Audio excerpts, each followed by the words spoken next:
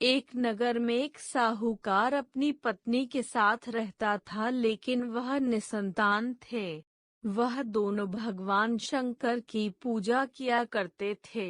एक दिन पार्वती जी कहने लगी कि यह आपकी इतनी पूजा करते हैं, फिर आप इनकी इच्छा पूरी क्यों नहीं करते हैं? शंकर जी कहते हैं कि इन्हें संतान सुख नहीं है, इसलिए ये इतनी पूजा करते हैं। पार्वती जी बोली कि आप इन्हें पुत्र क्यों नहीं दे रहे हैं?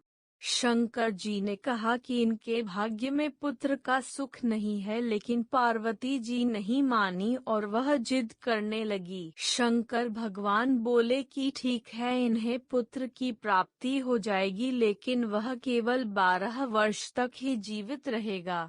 साहूकार शंकर पार्वती जी की बात सुन रजा था।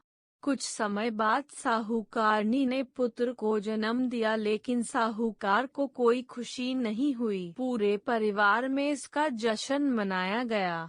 उनका बेटा बड़ा हुआ तो साहूकारनी कहने लगी कि मैं अपने बेटे का ब्याह रचाऊंगी।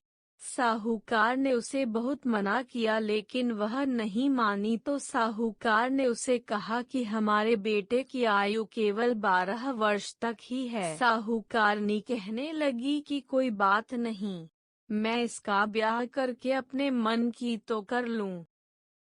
साहूकार ने बेटे का विवाह कर दिया। घर में बहू आ गई और उन्होंने बहू को सारी बात बता दी कि उनके बेटे की आयु केवल 12 वर्ष की है। बहू ने कहा कि कोई बात नहीं, मेरे भाग्य में जो लिखा था वह हुआ। अब हम तीनों मिलकर पूजा किया करेंगे, और उन्होंने हर रोज पूजा आरंभ कर दी। एक दिन सा भी आ गया जब लड़के की आयु पूरी हो गई।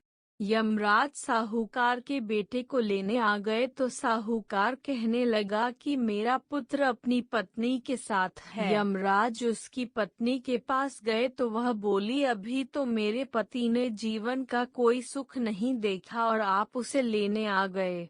यमराज बोले, इसकी इतनी ही आयु थी जो यह भोग चुका। पत्नी ने कहा कि हे भगवान, कोई सा उपाय नहीं है जिससे मेरे पति की आयु बढ़ जाए। यमराज बोले कि यह क्या होता है? लेकिन भगवान बोले कि यमराज का काला कंबल, लोहे का तसला, 5.25 रुपये उठाकर रख दे। 1 वर्ष पूरा होने पर ये किसी को दे देना। तुम्हारे पति की आयु लंबी हो जाएगी। जैसा